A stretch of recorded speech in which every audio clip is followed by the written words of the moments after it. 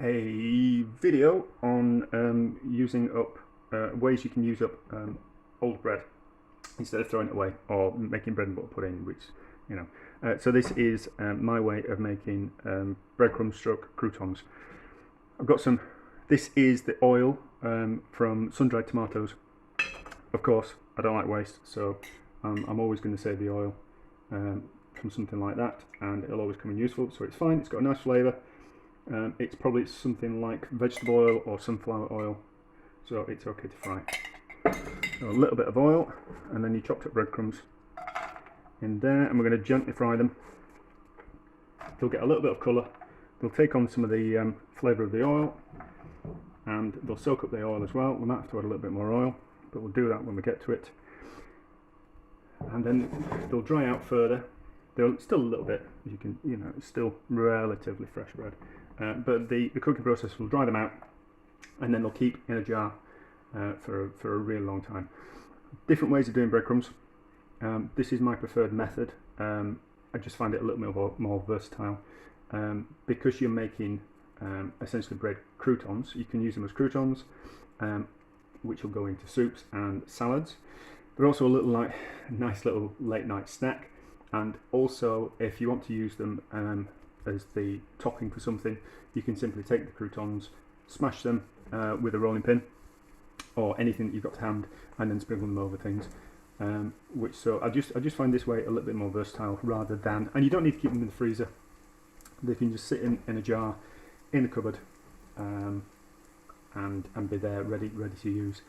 The other ways of making breadcrumbs are you can cube up your bread and then dry it out in a low oven until it becomes crispy, and then you can break them up in a bag in a rolling pin. In plastic, well, you must have seen like breaking biscuits up in a plastic bag with a rolling pin. Same kind of process. Or you can take the bread and you can blend it down so it forms breadcrumbs, and then freeze the breadcrumbs that way, so they're fresh breadcrumbs, or dry them out if you're wanting to use them to make coatings on things. So as you can see,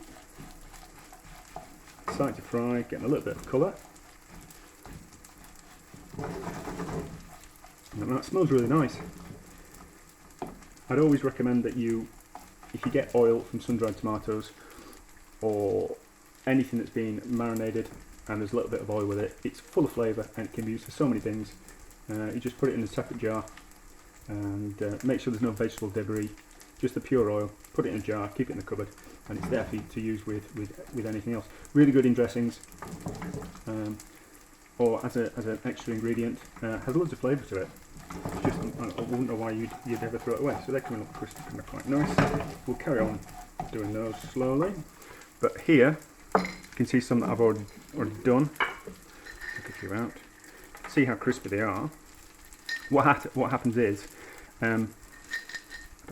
the oil seeps out of them over time, which makes them a little bit more healthier and forms at the bottom of the jar.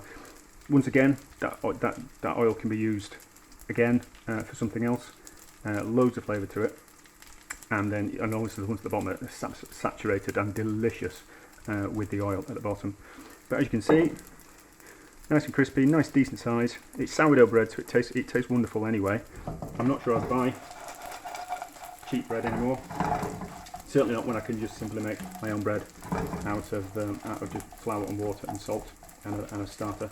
I will do a recipe sometime for sourdough bread and making your own starter. I will get around to it.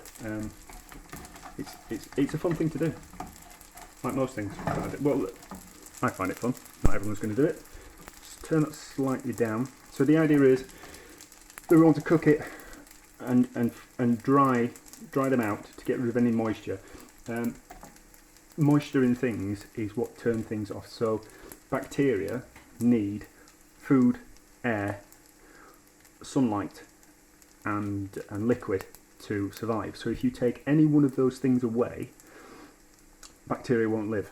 So that's the fundamental art of preserving things. If you dry something out, or put salt in it, or take it out of the sunlight, you are stopping the bacteria from growing. So that's the art of preserving, really, fundamentally. Or adding acid or sugar you know, to kind of kill the bacteria and stop it from going. So they are starting to get nice and crisp, but we've turned it right down, so we'll just drive out the last bits of moisture. So as you can see, these are the ones that I did before. I'm not that bothered about them getting a bit of flour on them, that's fine. But as you can see, nice and crunchy, delicious to eat, always nice to have in the cupboard, and you're just not wasting anything. I think we talk about there's a lot of food waste in this country, and I think a lot of it could be quite easily avoided through just a little bit of time and a little bit of thought. You know, and also I think anything that you put in the bin that you could have used for something else, you're throwing money away, and money's, you have to work really hard for money. And I thought, and the actual thought of putting something in the bin that I've had to work hard to get the money to pay for it just seems a little bit stupid. And also, if you can turn something as simple as bread into something else that is delicious, then then you should be doing it, really, you know. And it's also the sourdoughs, as always with me.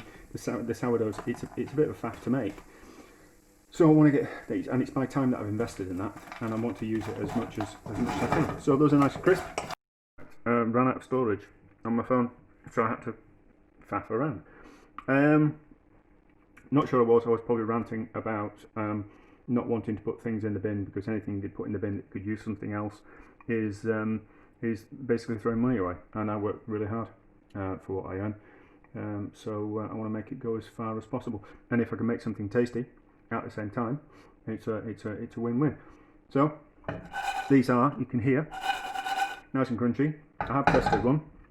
I won't taste another one because it's highly likely that it'll go. It'll make me start coughing, and crunchy, and get it in my teeth and all kinds of things. So nice clean jar. I'll use a different spoon. In fact, I'll use that one.